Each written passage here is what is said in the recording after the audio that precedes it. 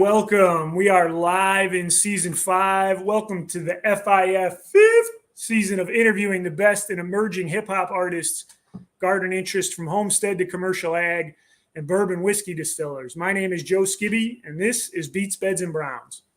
Our stated goal to extend our interviews across the globe was successful in season 4. Now we'll have 2 seasons, spring and fall, to interview people everywhere there are dope rhymes, harvest times, and whiskey neat. Sipping slow while the bass hits the beat. Grain to glass, we craft it right. Smooth on the tongue with a fiery bite. Raise a toast, let the bottle unwind. Stories told as we blur the lines. Join us throughout this, our 5th season, as we cut it up with I Am God on October 2nd, hailing from Chicago. God's a rap artist known for his sharp lyricism and unfiltered approach to storytelling. On the 9th, we'll interview Reynard Lewis, founder of Reynard Whiskey, visionary entrepreneur blending his passion for fine spirits with a deep understanding of craftsmanship. Then on the 16th, V8 Vast Change, a rising rap artist known for his introspective lyrics and thought-provoking messages. And on the 23rd, Clint Brower, CEO of Greenfield Robotics, a forward-thinking entrepreneur revolutionizing agriculture through technology. Then on the 30th, Robert Colangelo, founder and host of the Green Sense podcast, leading voice in sustainable living and environmental innovation. And we close this year on November 6th with Harvey Williams, CEO of Delta Dirt Distillery, blending his agricultural roots with a passion for distilling. Stay tuned at Beats, Beds, Browns for additional episode announcements. Let's not forget our mission to distribute 100,000 heirloom seed kits over the next 10 years. We want to introduce people to growing their own food and realizing just how easy it is to get started. Whether you've got acres or just a balcony, you can start growing your own food. To date, we've given out over 5 figures in free seed kits across the country. Tap into our social media channels, Facebook, Instagram, TikTok, and YouTube at Beats, Beds, Browns. Make sure you subscribe on your social media of choice to get notified of our content releases. And please participate in the comments section now. Throughout our content, we want to hear from you. Welcome to those of you joining us after the live taping. We see you.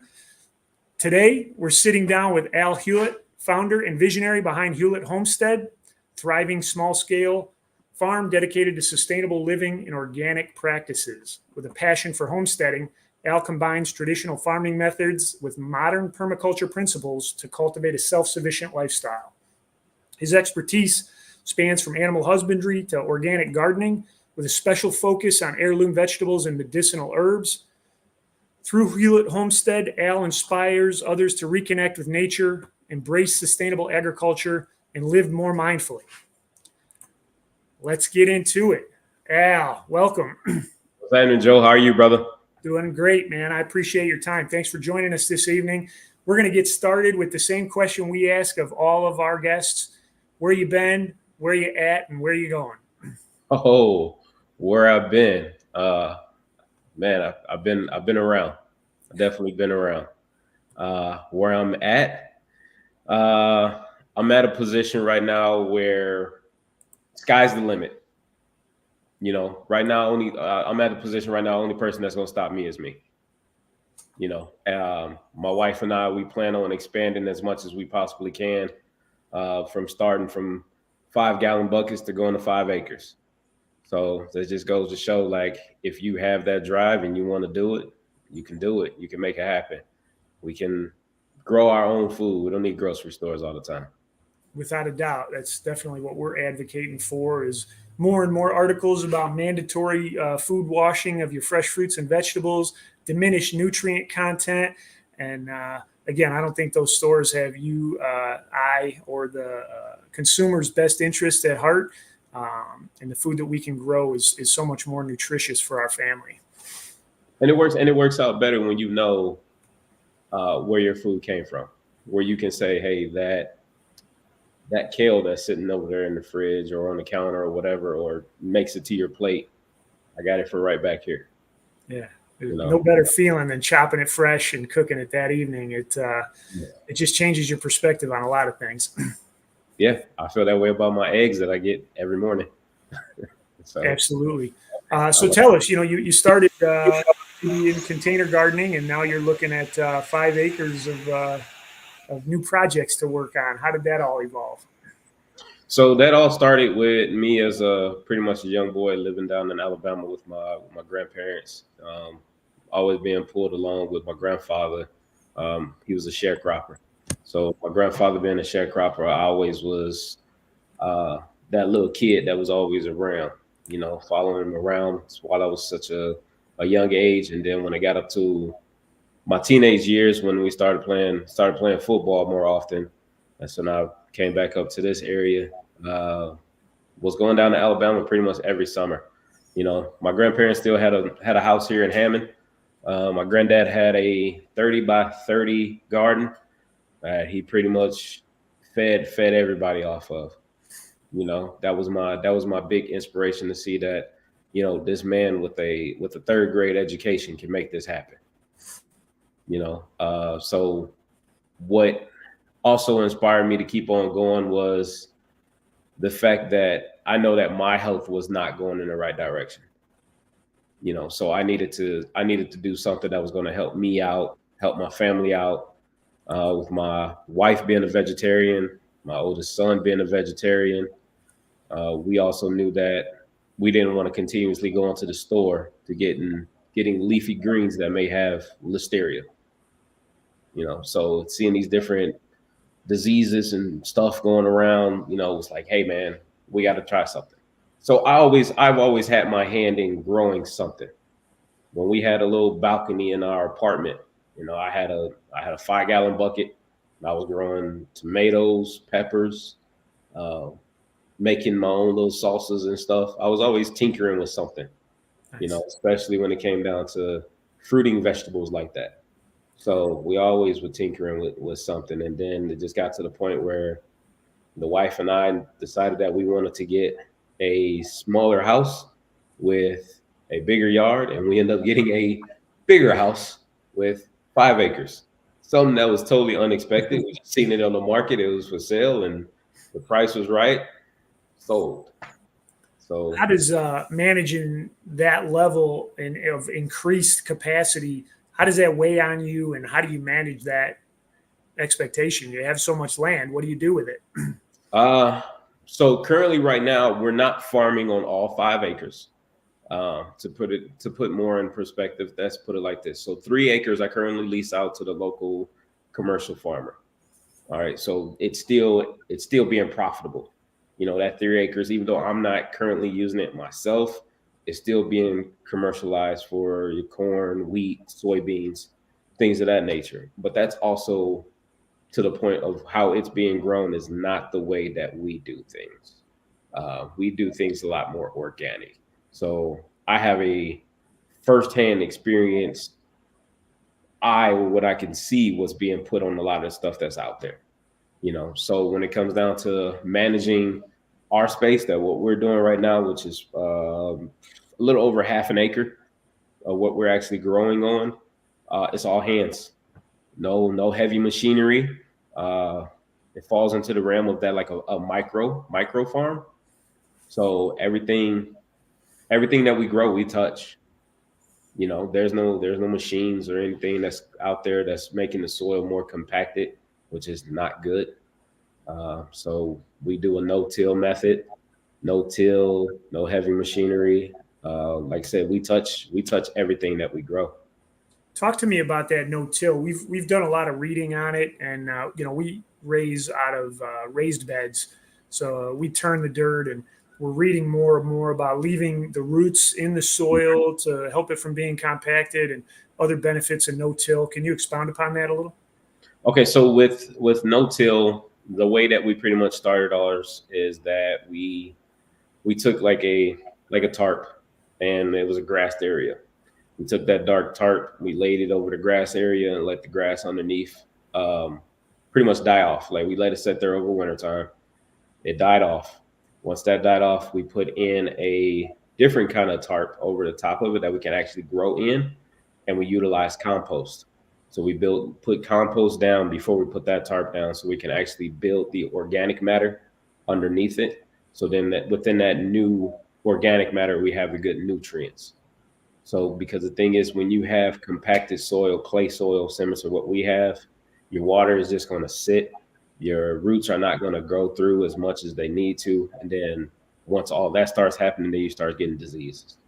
You don't want that. You don't want disease in everything. You want to be everything to have free flowing and be great, you know? So we laid down, recently I put down cover crops. Cover crops with that, they have thicker roots. So then they can go through that compacted soil. So your soil can actually be aerated.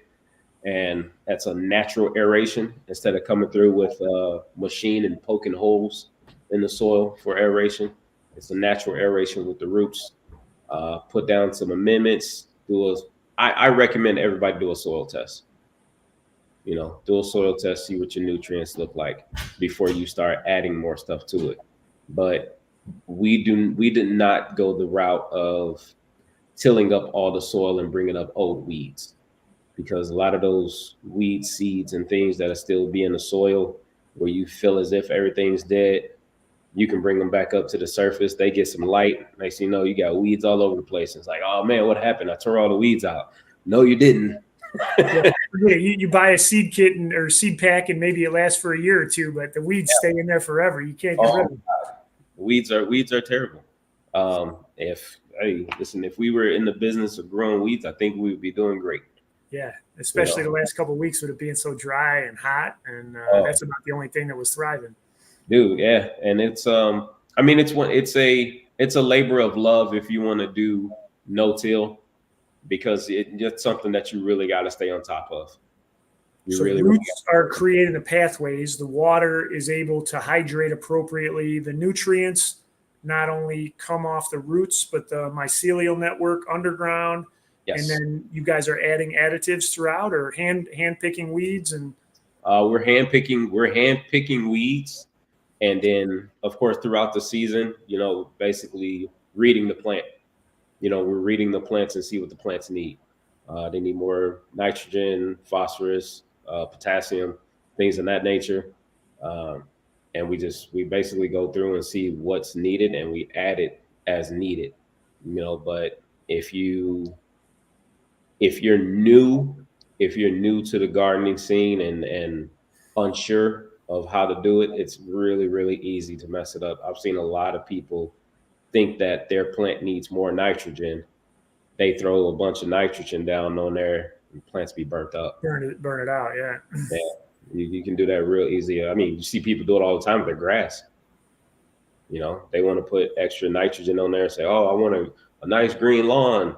I need to put nitrogen down. Yeah, it's July as well. Like, that's not a good idea. You know, so like, why is my grass brown? Because you burnt it. You're on 30 by 30 and a grow house or hoop house, or? Yes, so we got the 30 by 30 fenced in garden area. The new addition that we just recently got back in August was our 30 by 72 high tunnel. Ooh. Oh yeah, that was a great day. That was a great day getting that put in. We had a lot of people come out and help us. And that was a community build, right? You invited the community and other farmers, friends, connections to the extension network. They all came out and helped. Yep, we had about 20 people come out and help us, which turned out to being about 10 people too many. You know, sometimes they have too many than not enough, right? Yes, you do. You know, but sometimes, you know, they say many hands make light work, but sometimes many hands get in the way. So it was. And then you got to steer that ship with all those individual resources and keep everybody busy so they feel like they're part of it. Yeah, there were a lot of swing shifts. A lot of swing shifts. And what talk to me about the hoop house? Was that something that you guys invested in, or was that grant funded, or how did you guys acquire that? So the hoop house was grant funded. It was through the NRCS EQIP program. So through the National Conservation Resource Office, they pretty much have a program every year that comes around. It's a 2-year program. It goes towards farmers, ranchers that were unprivileged, or whatever we want to call it. they put you, they see they ask you what your need is. What is your need for this tunnel? How is it going to help you? So our thing is, we live here in the Midwest, and we live in Northwest Indiana, where our weather is very bipolar. Sometimes you need that extension on the shoulders, in the shoulder seasons, where you want to extend your season. You want to start a little sooner, or you want it to go a little bit longer. That's what the high tunnel is going to help with. And So speaking of growing seasons, I know we're in 5B in Crown Point, and you guys are in Portage. Are you in the microclimate by the lake where it's even yes, wilder? Yeah. So yes. talk to me about the microclimate in the zone that you guys are in. So we are considered, I used to say 5A. Okay. I don't believe that, but listen, it changes every other year. It changes. So it just got to the point now. I'm just like, hey, I'll believe it when I see it. So that's part of the reason why we also wanted to get the high tunnel as well, because we wanted to be able to control. It gives you more control over what the climate is on the exterior. So while we're inside this tunnel, I can set my temperature inside the tunnel to stay 75, 80 degrees, as long as I possibly can, until the winter time comes around, when of course I got to add additional heat, because the solarization is not going to take place, because it's just not enough sunlight throughout the day. But living in this climate right here by the lake, we get all the wind, we get all the rain, we get all the snow, you name it, we get it. And How did you guys become aware of that grant program? Was that through the USDA or your local extension, or? that was through local extension, because my wife and I both are through Purdue. We're both Purdue Master Gardeners through the extension, for the Purdue Extension Office. So learning about so many different things from USDA and NRCS, that's what really helped us start leaning towards, hey, there's so many grants out there that can actually help you. I want to, and we also live by the motto of grow slow so you don't owe. I like it. Debt free. That's absolutely the way to be. What's you've taken it from the container garden to 5 acres. You're monetizing through leasing. You've located resources to extend the growing season for your own personal benefit. Talk to me about what's been the most rewarding aspect of running Hulitt Homestead to date. The most rewarding is the amount of people that we've actually supplied vegetables for. People that actually get in contact with us and say, hey, do you have some more of, whatever it is they may have received from us before, especially when we drop off items over to the Boys and Girls Club, actually talking to people and letting them know, hey, these are the things that are good for you. This is the stuff that we should be eating, and giving them, the science behind some of the vegetables, how it actually helps your blood, helps just basically internally. Because like I said, me being somebody that had those issues, like me eating more vegetables definitely helped me out a lot. Tremendously. Yeah. And I know you've got your wife that assists, Sakina, and you've got 2 boys, 9 and 13. What type of music are you guys listening to while you're working on the homestead? That's a good mixture. Wife and I do not have the same taste in music. Pretty common, yeah, for sure. Yeah, we do not have the same taste in music. I mean, we can agree on 90s. Like, we can agree on 90s hip hop. That's not a problem. Yeah. This new stuff, he's not really into. No. And that's the new stuff is what like really keeps me going. Okay. Like if I hear something that's got that's catchy, got a good beat to it, and I'm bobbing my head, oh yeah, I'm cleaning all the weeds up. Nice. I'm getting everything up. But so are you a earbuds guy, or you got it blasting from a speaker, or what's the setup? Speaker. Okay. Speaker. It's definitely a speaker for me, because if I got earphones in, like I need to hear what's going on around me as well, because there's a lot of wildlife going on around us, and occasionally we might get a couple coyotes that want to be brave and come up during the daytime. Yeah, you can't have that. No, I need to hear them. Plus, like I said, I have my chickens. So I have to, make sure I'm mindful of them for coyotes and hawks. How many chickens do you guys have, and what type of space do they take up? We currently have 5 hens and 1 rooster. Our rooster name is Reggie. I may end up having Reggie have his own little social media page because he's starting to grow as a little local celebrity. Okay. And I bet Reggie's got a little bit of attitude, as most roosters do. Oh yes, he does. Oh yes, he does. You got the handle established yet? For the most part, we have an agreement. We have an agreement, and we understand. Hey, I take care of you. You leave me alone. You take care of the girls. I leave you alone. What type of production are you getting out of 1 rooster and 5 hens? Is that a couple dozen a week, or what? Okay, so we're currently going into the fall winter solstice, and the way that it works out with chickens is that when you have shorter days, your chickens don't really produce as much throughout the time because they don't have enough daylight. 1 chicken can produce 1 egg per day. All right. You do not need a rooster to produce eggs. My rooster is simply there for protection of them. Okay. If we decide, yeah, and the alarm clock, 5 a.m. Nobody's sleeping past sun up at your house. No, faithfully. So what we currently have going on right now, we probably do at the most 4 eggs per day. Okay. So we think every 3 days we'll have a dozen. So that's primarily for home consumption then? It was supposed to be, but then a couple of people got a taste of what fresh eggs are like, and they're knocking at the door looking for a carton of eggs every other day, and I'm like, hey, whoa, slow down. So next year is more chickens on the docket. I would love to. But our only thing is that we are still in city limits. Oh, okay. Because being in city limits, we still have restrictions. Yeah.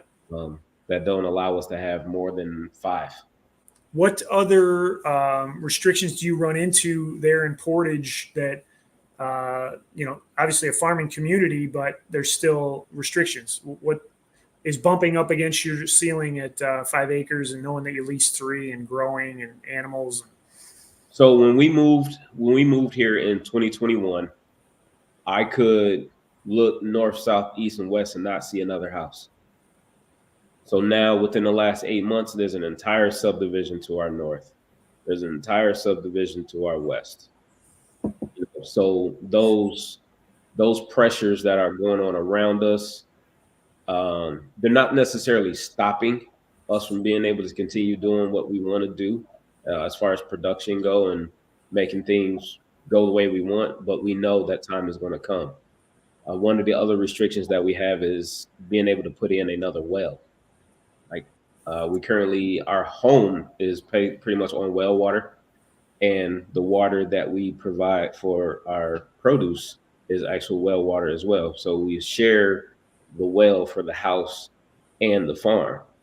What I would like to do is put in a separate well that's dedicated to the farm, but the city restrictions are not allowing me to do that. Is that a 1 well per lot, and you'd have to subdivide the lot to get another well, or there's just... I believe I would have to subdivide the lot. I'm still working on trying to get that taken care of, as much as I do not want to go through the whole dividing the lot and doing I shouldn't have to do all of that.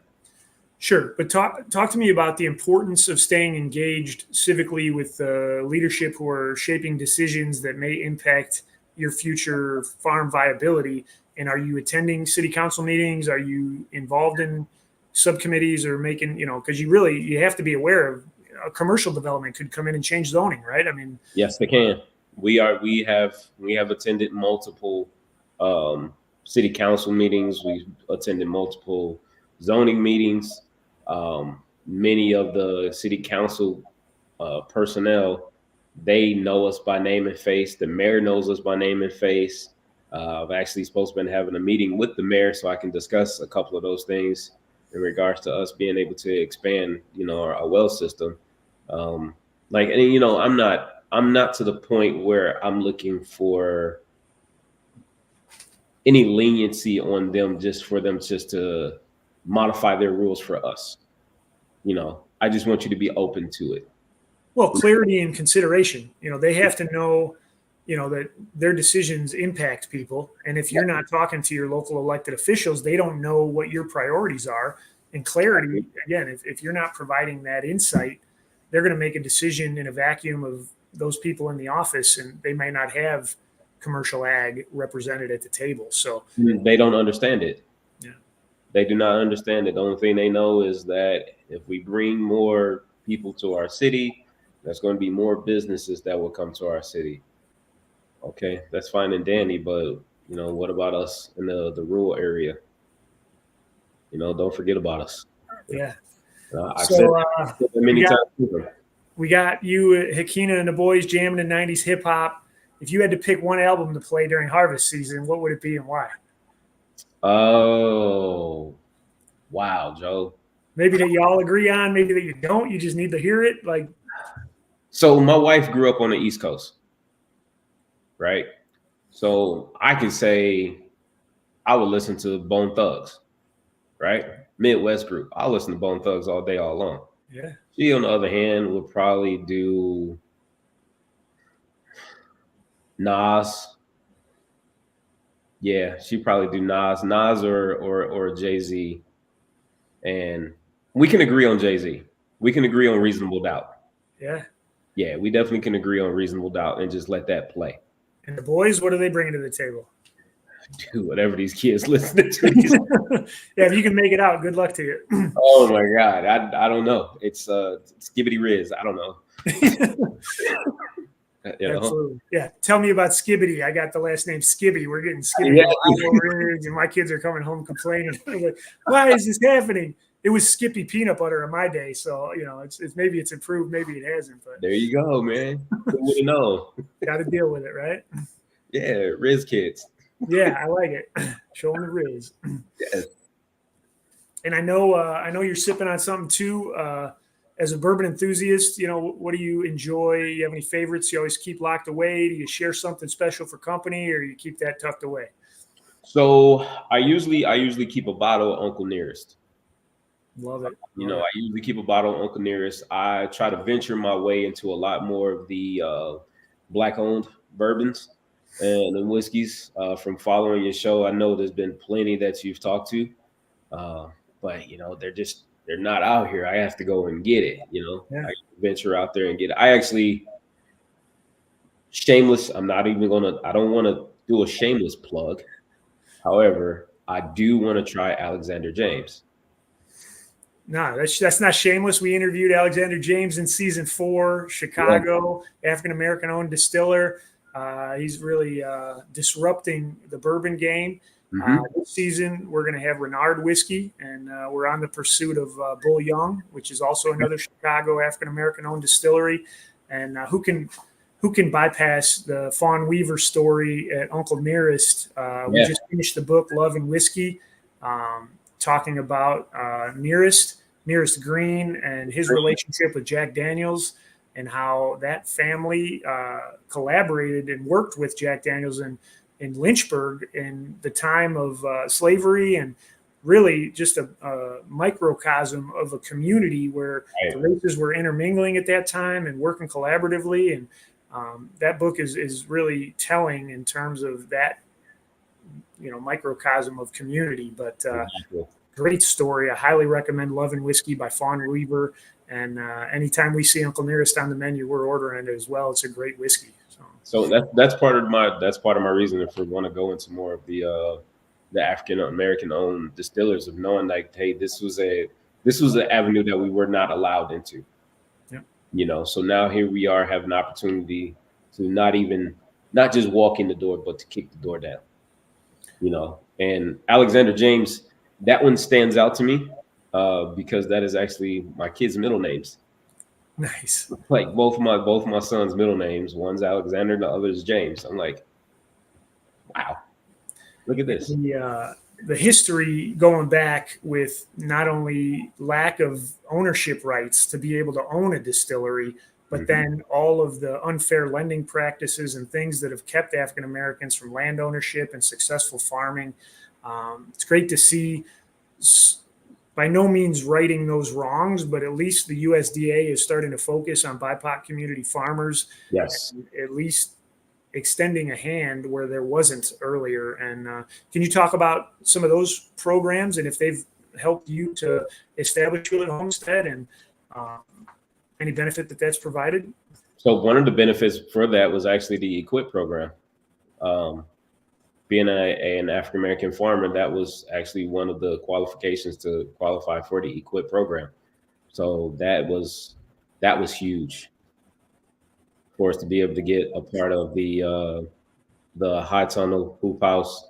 And we also have another portion on there for the cover crops. The cover crops that we're laying down now were actually funded through the same program.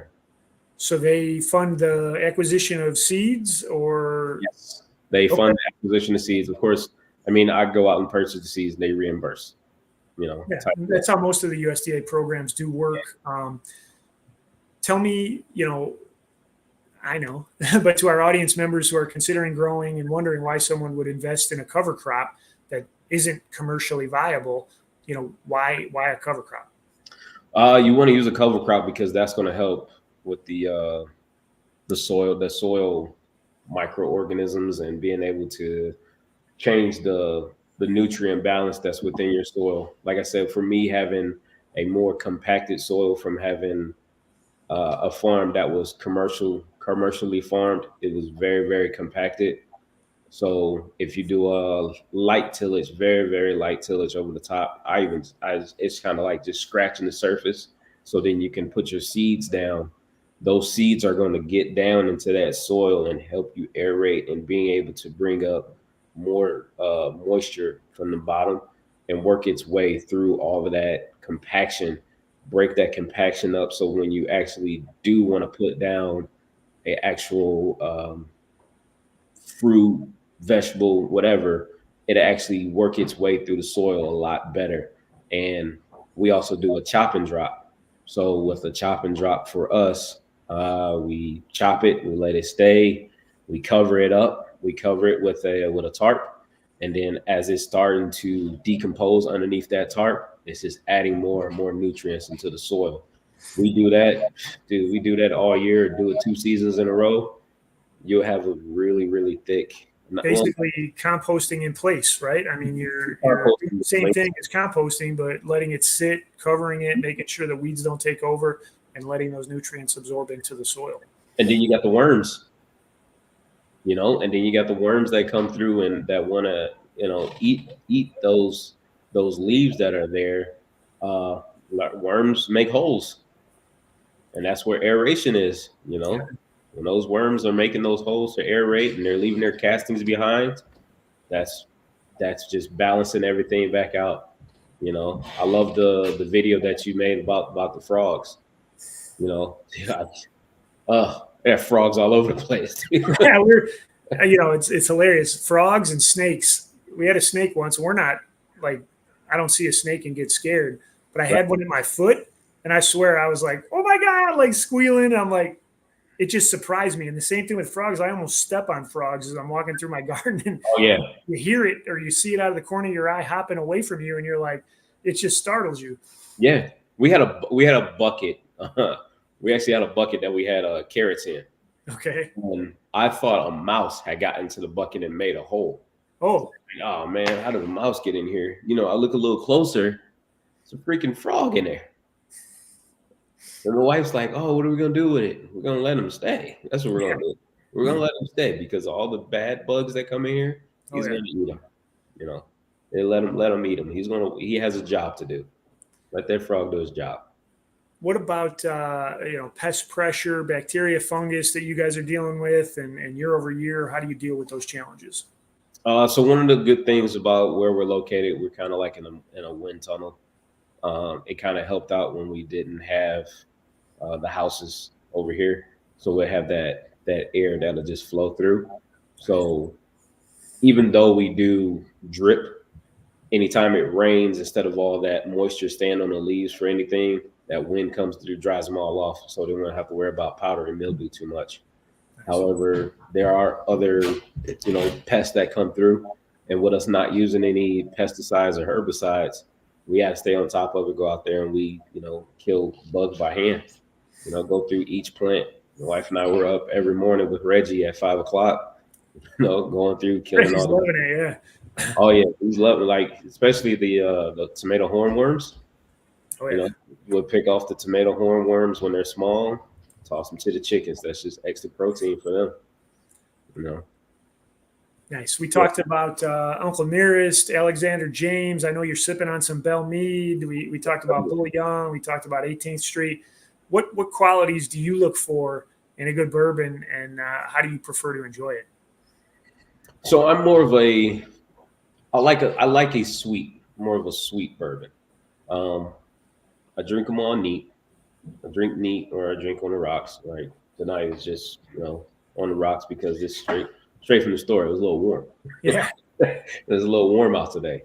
I like Belle Mead because I've been there. Nice. I went there in 2020 during like the height of COVID. They were still open. Took a trip to Nashville. Which is strange because a lot of the distillers were making hand sanitizer at that point. Yeah, they were open and doing tours and everything. I learned a lot about Belle Mead as far as how they had horse stables. How they had horse stables and they were shipping horses. They were raising race horses at Belle Mead, and they were putting them on the rail cars that was directly in front of the property and taking them up to Kentucky for races. But according to the tour guide at Belle Mead, they said horse racing started in Tennessee, not Kentucky. It's a fascinating history, and I should link to the documentary and confirm which one it is. But whiskey actually evolved as a store of value, right? Because your corn crop could go bad, but if you turned it into distilled spirit, you could then store it and it maintained value. And then, the running of whiskey and evolution of horse racing and the ties there. It's a fascinating history. Yes. Yeah. I mean, I love history of all sorts. That was part of my reason for going on that tour. Just hearing the rich history that's behind it. But when it comes down to a bourbon or whiskey that I like something that's got a little sweet to it. As I'm starting to get up there in age, I started to realize, hey, heartburn's a real thing. Yeah, or you drink one too many, and all of a sudden you're up at 3 a.m. and you can't go back to sleep. And getting old to be, man, for sure. It's terrible. Do you find any parallels between the patience required for farming and the craftsmanship invested in bourbon making? I do, because it takes time, and over time, as long as you keep trying stuff, you're going to have your failures with so many different things. But if you're not failing, you're not trying. I love that. I love that quote. If you're not failing, you're not trying. And if you're learning from your failures, that's your own fault.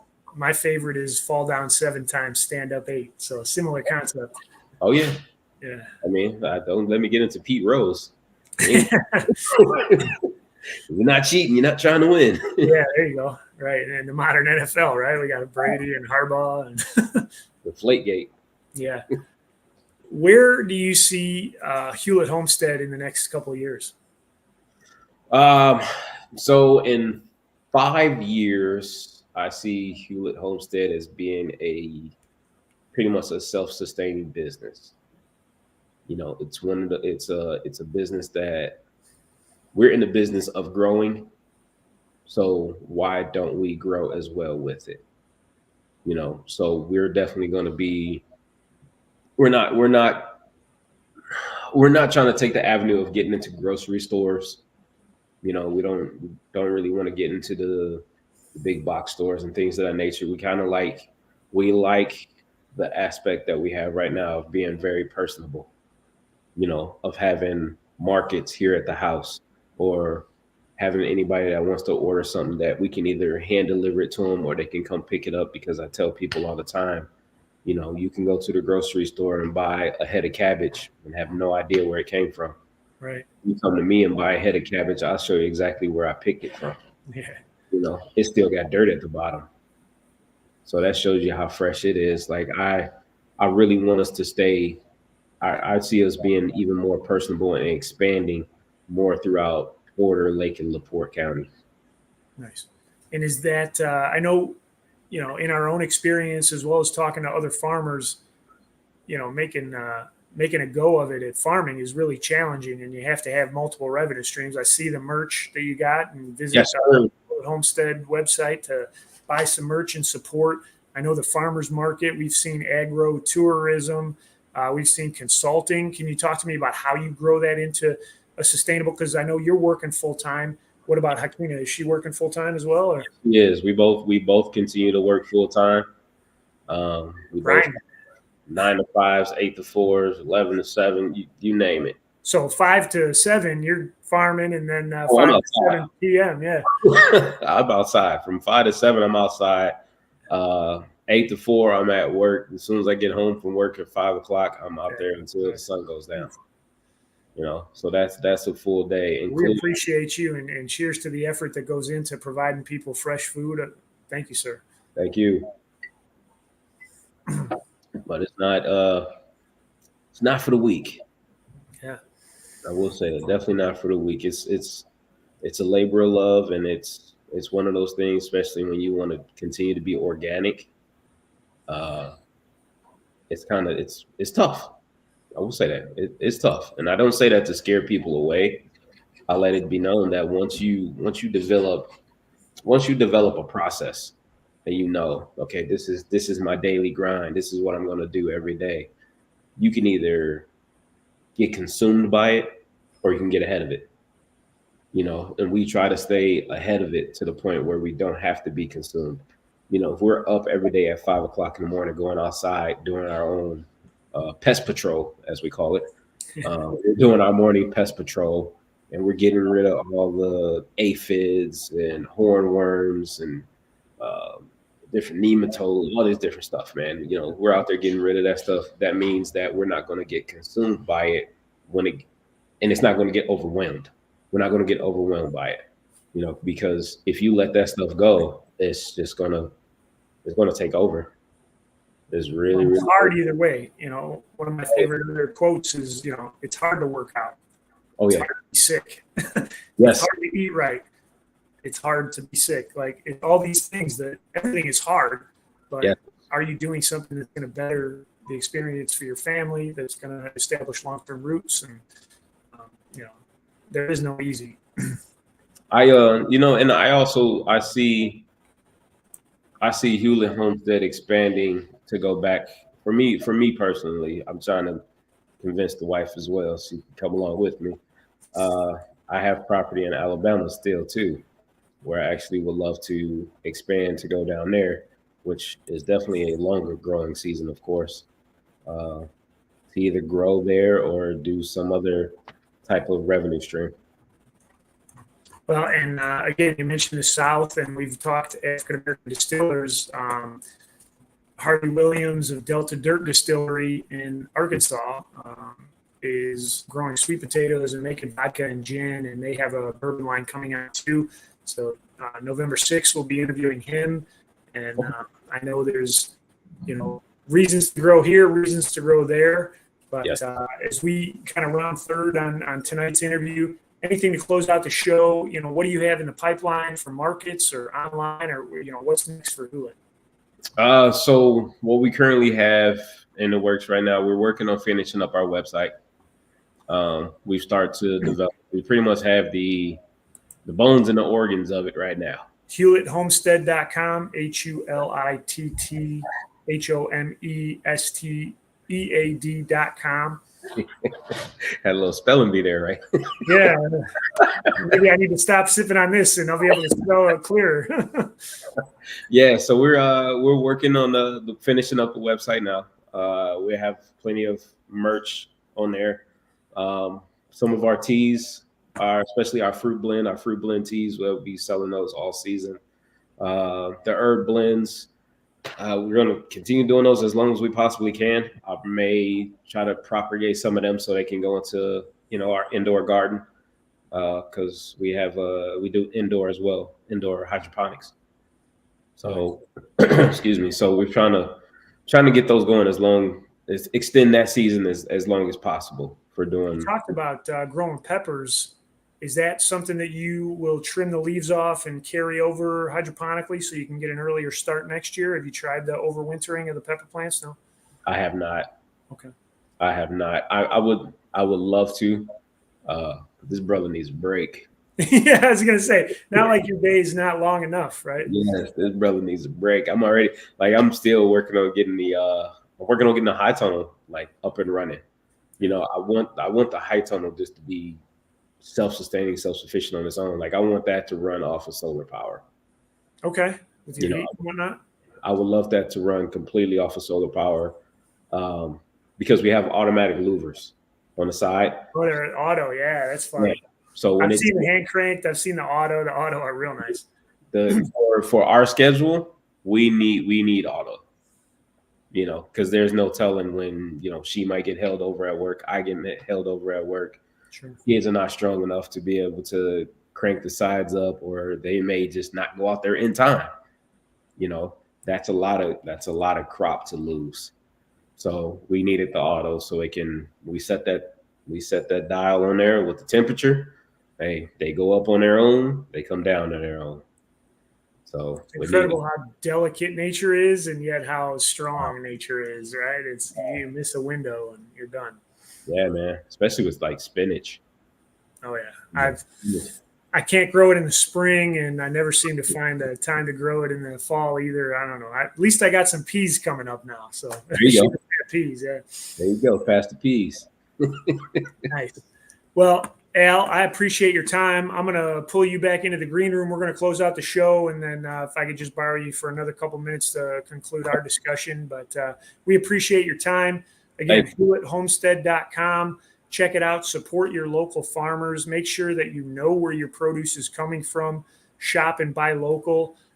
Anything else to close out the show, Al? Hi, Auntie M. Yeah, Auntie M. How you doing?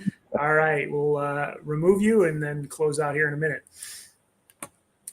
All right, Beets, Beds, and Browns is an ag advocacy brand focused on educating people on how to eat healthy, sustainably, and inexpensively. Start your gardening journey today and grab your free seed kit at beetsbedsbrowns.com. You can listen to our thoughts via our video podcast on YouTube and or your streaming venue of choice.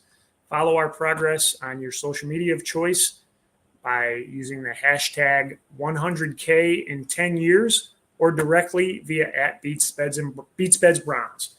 I'm Joe Skibby, and happy planting.